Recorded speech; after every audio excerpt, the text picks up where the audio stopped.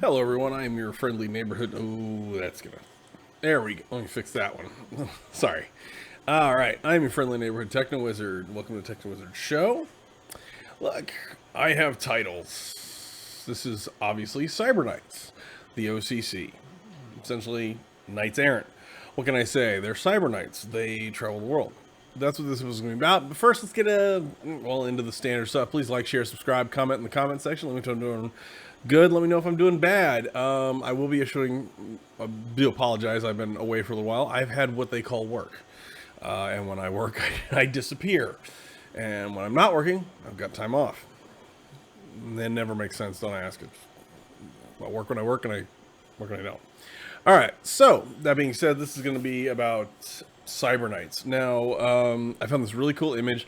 This is actually, I believe it is from a site called DeviantArt. Now, I am a member of that site. I have a little profile there. I just look at the pictures. They're awesome stuff. Now, don't get me wrong. Any art site's going to be a little... Look, I drew a girl with big boobs. Guess what? Yes, that's cool. You're obviously need a girlfriend or, a life. But this was drawn, and this looks awesome. I love the artistry of this, and this is kind of what a Cyberknight kind of, I don't know, about 7th, 8th level Cyberknight would kind of look like. He kind of got his armor all together. He's got his sword. He's got what looks to be really cool Techno Wizard armor.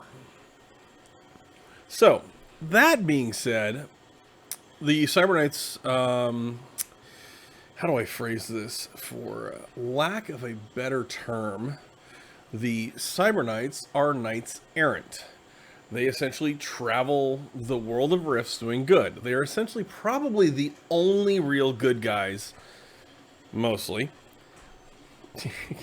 Everything in Rifts is mostly monster, mostly this. But they're mostly good guys. They travel the world, they live by a code of honor. As in Rifts, there's always an exchange. There is the, what exactly do you do to survive? In the last one, I did crazies, which is where you get uber powers, you can kill things, blah, blah, blah, but you slightly tend to go crazy, hence the term crazy. Again, if you're having any psychological issues, please contact a physician or talk to a friend. Seek help. We'll listen. Beyond that, yeah, these guys are the knights that travel the world. They go everywhere, they do all this kind of cool stuff. So let's get into it. Here you go. Here's the Riffs book definition. By the way, I encourage everybody to buy the books. They're awesome books to own. They've got a bunch of good art in them, and they do a lot better job of describing this than I do. All right, now I have to do this quote in a Scottish accent for some reason, so get ready for the crappy Scottish accent. But it is all about hope and dreams and living well. Everyone has value, but I think people forget that one common truth. Life is hard, and it makes some people callous and dispassionate and cruel. I hope we can change that, remind people of their own strength and goodness. And now Frodo off to get rid of the ring as I go for beer. All right. Sorry, the accent kind of changed midway there and didn't do a good job. But anyway, that is the essence of the Cyberknight. They are knights errant. They travel the world hoping to remind people of what good is, fight the good fight. By the way, they've got a great book. I actually own the book. I don't own the PDF of, if you can see up here in the corner, it says Coalition War Book 4, Cyberknights. The Cyberknights do get involved in the eventual war between Tolkien and the Coalition. Not to the betterment, I think, of the Cyberknights, unfortunately. However, if you look over here, Cyberknights are all over the place. They have to live by the code of chivalry, though. That's kind of the thing you give up. You give up that kind of, I can go do anything I want. Usually you're a principled to scrupulous character. Therefore, you live by the code of chivalry. And that's kind of the thing that defines them. I actually do think that they don't know where the Cyberknights came from. There's kind of a unknown exactly where they came from. Me personally, I've read the books. Lord Cloak is kind of the epicenter, and I have a feeling he's a defiler. I don't quite know the truth on that one, but if you do, please comment in the comment section and let me know. Now, that being said, yeah, they appear, they basically travel the world. Now, like I said, they have a code. That is what defines the character, that what is cloaks the character in goodness is their, knight's training. Now, they did go through training. Think of it like your standard knight thing. They go to squire, blah, blah, blah. When they can call up their side sword, they're a newly formed knight. And, blah, blah, blah, apprentice, blah, blah, blah, blah. Yeah, you kind of apprentice for somebody because it's an apprentice kind of job. Now, here's the thing that makes a Cyberknight. And I would like to point this out. Cyberknights can make a really good character in a group because they become that moral core. A lot of them end up being leaders or at least advisors to the leader. But they do form a moral core of the group. This is the one when there's a tough decision, everybody will kind of turn to and look for their moral standing on the issue. They may not go with it, but, they would be the moral core. Now, they abide by this rules of codes of chivalry. All right, so codes of chivalry are to live. Number 1, to live. Live one's life worthy of respect and honor. Live for freedom, justice, and all that is good. Goes without saying. Never attacking. Number 2 is play fair. Never attack an unarmed foe. Never use your side sword. By the way, I'll get into the side sword later. They're one of the coolest things about these guys. But side sword and an opponent not equal to the attack. This is kind of that thing where they would, like, if the guy's fighting with a stick, they're not going to pull out a howitzer and shoot him. They're going to fight with a stick. Never charge an unhorsed opponent. Anybody who knows physics or anything about medieval combat is, one of the easiest ways to get rid of infantry was to ride them down with horses. It's really unfair. And I mean really, really unfair, because you're basically using the horse as a weapon. All right. Other things are never attack from behind, avoid cheating, and avoid torture. Now, here's one of the sticky bits about this character. You are combined by this code of honor. Avoid... Face it, your character's not going to be the first one to go, he won't talk. All right, get the thumb screws out. Not the character. You would try to talk to him, reason with him. But if it came down to it and he was the only guy that knew the information, your guy might resort to torture. You don't like it, and your character would have a very big moral compunction about it and be upset. But if you saved, 100,000... And by the way, I really hate it when a character goes, well, we're going to save lives in the long term if I torture them. No, that's not a justification. That's not playing the character. That's just, you've got that one in your back pocket, and every time you want to do something you don't like, you pull it. Oh, look, I can do it because I'm going to save a lot more people in the end. Yeah, that justifies a lot of killing. If you know history, that justifies a lot of wiping people out. All right. Nobility. Number 3, nobility. Exhibit self-control, i.e. knights have a lot of self-control, i.e. they won't flap the handle. In a bar, they won't go, let's fight. Or they see some guy grabbing a woman or an innocent child. They're not going to flap the handle and just go attack the guy. They're going to say, excuse me, sir, blah, blah, blah, blah. They're self-control. Show respect to authority. This means they respect authority, not necessarily they'll do what authority tells them to do. There's a big difference. If you've been an enlisted guy in the military, you know what I mean. Yes, sir, I'll get that done, sir. And, yeah. But, that being said, these are the rules that confine the character. The character has to work by these. Obey the laws if they do not supersede the right to life, i.e. slavery's bad, all that kind of stuff. Administer justice. When you've got a Cyberknight, you understand, Cyberknights are treated on Rift servers like wilderness law enforcement. They are usually respected by all parties. Even coalition soldiers will sometimes defer to them. Usually out in the wilderness away from prying eyes, but they'll do it. But administer justice and mercy. This is where your character can actually be pulled in to be like a judge. Or they're about to string up some person for something that they can't prove he committed, but they got a pretty good, he looks differently than all of us, so get him. Yeah, that's basically what it is. So, protect the innocent. Standard thing. Everybody should do this. Sorry, I'm yawning today because I'm tired. Respect women. Yeah, usually respect women. Yeah. Sorry, it goes along being a Cyberknight. If you don't think that's sexist, guess what? There's the door. I hate that. That's sexist. No, shut up. Grow up. Guys being nice. Valor. Exhibit courage in word and deed, i.e., if a person was harassing somebody. Excuse me, sir. Why are you doing that? Please stop. Oh, I don't know. Fuck you. Well, stop and get in between them. You know, if guys like beating up a kid, like, sir, stop that, and then they'd get in between in word and deed. Defend the weak and innocent. Yes, anybody deemed weak. Now, in Rift's Earth, this can be really funny. Because we've all had that moment where they're like Pickering, you know, the village. She's the village witch. They're throwing tomatoes at her, and oh no, and he gets in the way, and he says, you know, oh, I will defend the weak. And then, you know, you turn around, and the woman apparently turns into a dragon. Yeah. That can get really funny and really... Well, and then again, you know, the dragon may be innocent, too. Don't forget, nothing's quite as clear in Rift's Earth. That's kind of the point of it. There's a lot of shades of gray, and you have to find the good and find the bad and all that kind of stuff. That's kind of the point of having fun. The point of a game, point of a movie is to do that. Nobody watches a movie where they walk around and do nothing. Trust me, I've seen a lot of student films. I want to talk about taking an ice pick to my head. That's about it right there. All right, fight for an ideal like freedom. I would pick this one just because that's me. I'm a Navy veteran, so I tend to side with that one. Fight with honor.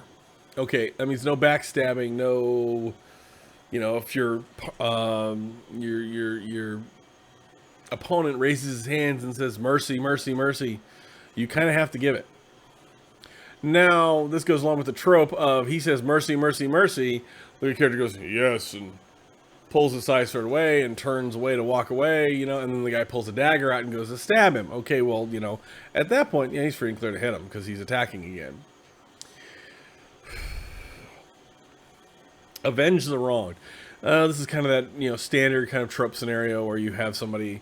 Oh, they burned down my farm, sir. The orcs came down from the hills and they burned my farm. Okay, well, he can help rebuild, but, you know, if you just rebuild it, the orcs will come down and do it again. Or the savages, or the, you know, the jackass next door who's a, you know, just a jackass next door, you know. As far as I know, the wild guy in the woods just has a penchant for burning down his houses. Find a solution. Sometimes these are not fighting solutions, sometimes these are... role-playing solutions, i.e., well, why is this guy burning down his house? Well, in the administration of justice and mercy, the Cyberknight would try to figure out why. If he just finds out, yeah, they're just there to kill things, then okay, fine, fight ensues. But if there's, the problem is that guy does dark magic, and if I burn down his place, it goes away. Okay, well, let's find out if he's doing dark, you know. And that leads to the back and forth of figuring stuff out, which is fun and annoying all at the same time. Never abandon a friend, ally, or noble cause. This is usually what, as a GM or a player character, you can use to guide the characters down a path or guide them on an adventure. The Cyberknight character makes a vow to defend this village against the dragon. Okay, cool. Well, all the other player characters kind of get sucked into that one because they're hopefully not going to abandon their buddy, so they start to get together and, you know, do that. He'll never abandon them. Most good characters will never abandon a friend of theirs. Unless dire circumstances, like he thought he was dead. That is one of the big key points right there, is you can use that as a noble cause. Defending the innocent, stopping the coalition. This is why I think a lot of Cyberknights join Tolkien against the coalition. But we'll get into that later. Honor. Always keep one's word of honor. There's a very famous scene in the Rocks. What is it? The one where he goes into the jungle and things, and he literally looks at the guy and goes, "Remember I said I'd walk him through that door, and I deliver him to you in this room, right?" And he goes, "Yeah." And then he drugs him with a weird papaya fruit, and he lived up to his word. He just didn't tell him what he was going to do afterwards. It's like when the guy says, you know, when the bad guy says, you know, looks at him and goes, "You can't do anything for me because you swore you wouldn't hurt me." No, I swore I wouldn't kill you. Hurting you? That's a whole nother concept. That one's fun, by the way. All right.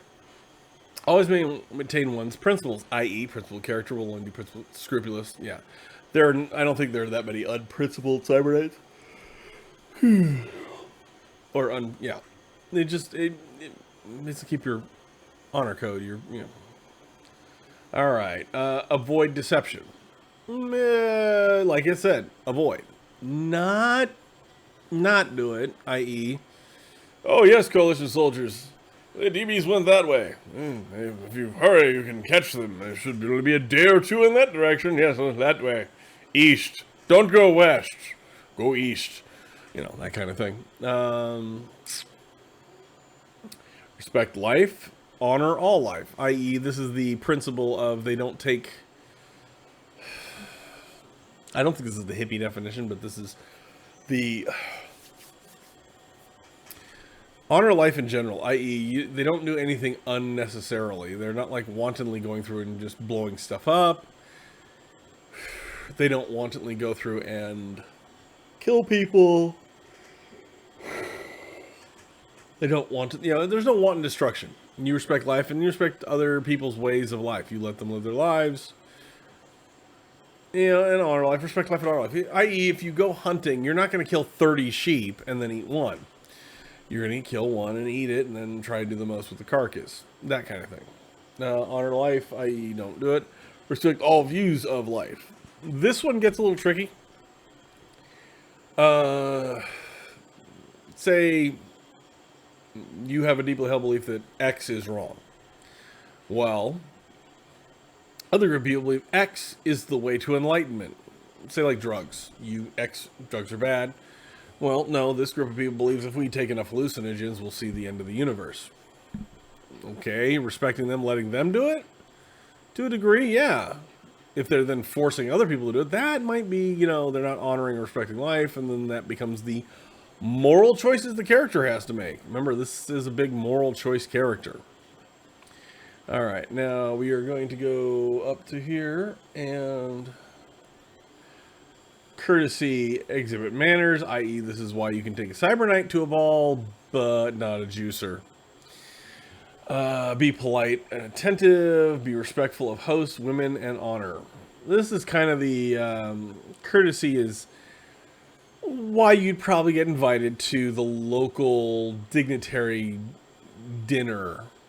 That kind of thing. Because Cyberknights tend to be cordial and polite and stand there in their armor and look pretty.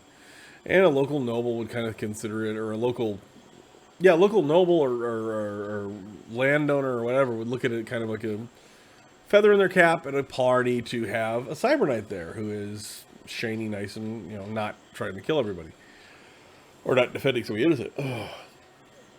Loyalty, the one principle to loyalty to one's principles and heart, to one's friends and those who lay their trust in thee, i.e. anybody who trusts you, to the code of chivalry.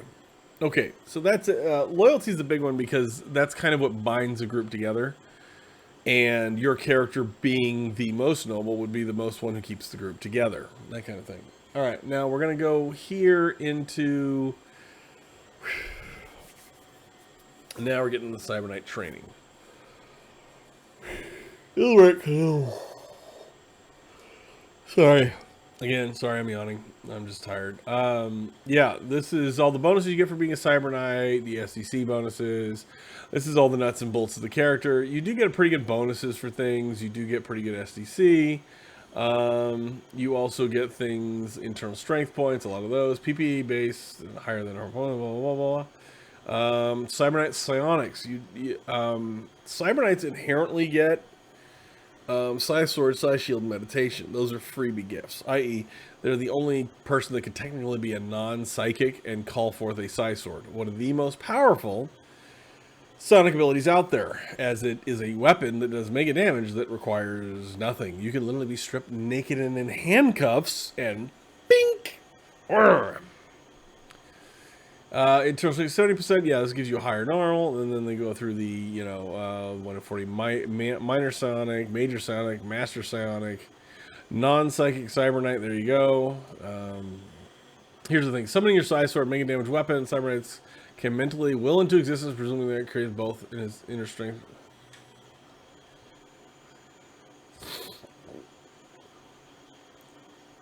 He comes second nature. He calls everything. Training is a very personal thing. Okay, now here's the thing. How do I phrase it? It does more damage. Yeah, it gains in power as you grow older. But the funny thing is like up until I think level, I'm trying to remember, like level 3, it's basically like a lightning rod. It's like a, but it starts to assume different shapes as you grow, i.e., your character kind of style and ethos is kind of translated into the blade. Like if you look at the guy below me, he's probably a very knightly character, very straightforward, very hunch and punch and all that kind of stuff, because he's got a very straight, long blade, standard knight kind of blade. If you see pictures of Lord Cloak, he's got a big, and his looks like a claymore. If you don't know what a claymore is, look it up on, and I'm not talking the mine, I'm talking the sword. Look up a claymore sword. It's a Scottish sword that's 5 to 6 feet long blade-wise. Yeah. That embodies other things like fierceness, blood, blah, blah, blah. Either way, blunt-like weapons. Yeah, basically it is a weapon. The color changes. The color depends on the character's sort of ethos. This is a very personal thing to the Cyberknight, and it should be a personal character they take great delight in. Creation of 2-sided weapons. One energy can be created until 3rd level, at which point the Cyberknight can create 2. So this guy, if your guy's a dual-handed kind of wielder, he can do like 2 knives or whatever.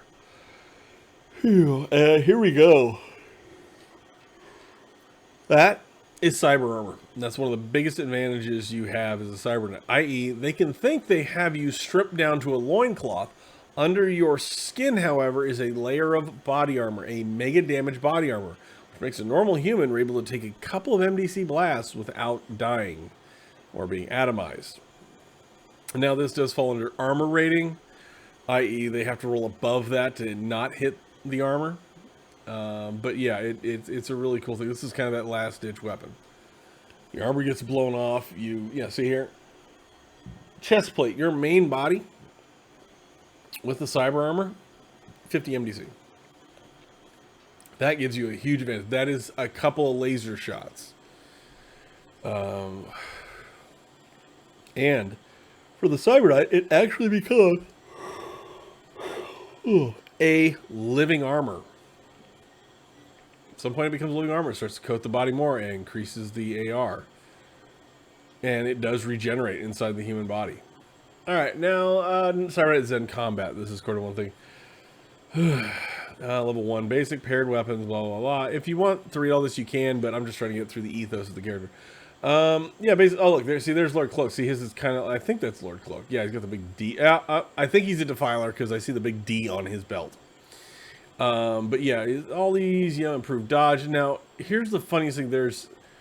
Cyberknights are uniquely good against electronics or tech, because once you get to level 6, you kind of have this cloud sensors, advanced combat awareness, cloud targeting computers. This becomes invariably good when you're fighting things like the Coalition, who is a great bad guy to go up against that I will go over later. But, or have I? No, I haven't. I've just gone over glossary. But, yeah, it's all about, clouding their sensors. And here we go. Alignments, like I said, principled, there's a fair amount of unprincipled. There's an anarchistic and aberrant being 2%. It's kind of unique. I don't go with those. I'd go with scrupulous or principled. That's why, Cyberknights there. Like I said, moral center of the characters. And yeah, so, and I can go, we can go down this whole little list of, they got skills, they got blah, blah, blah, blah. They got kind of good starting standard equipment, and they do actually get psionics or cybernetics. They start off with only a minor, I think, is only a augmentation, blah. You don't get them all, but you can get a couple. Cybernetics is not necessarily opposed to cybernetics, but start with only cyber armor C above. Okay, yeah. So, you can get a couple, I just like the old adage is, if I were playing a cybernet, I would get cybernetics, not bionics. I.e., cybernetic eye is there's an implant on the inside of your living eye that projects targeting data, or inner ear thing that it doesn't, it's not a big bionic one. It's this big, huge radio on the side of your head, but it's an internal gyro clock or something to that effect. That'll help your character. Nothing big. All right. So, that being said, what are your views on this? What are your thoughts on the Cyberknight? Do I have it right? Do I have it wrong? Let me know in the comments section. Let me know if you think I'm completely full of bunk, or if anything else. I thank you for your time. Catch me in the next episode. I think I'm going to have a rant upcoming here. A couple things in the gaming community that are pissing me off, and I'm going to rant about them. So stay tuned for that. Again, like, share, subscribe, comment in the comment section. Tell me if you agree with me. Tell me if you think I'm bullcrap on the Cyberknight. Anyway, see you around, and remember, I do know Chad the Man.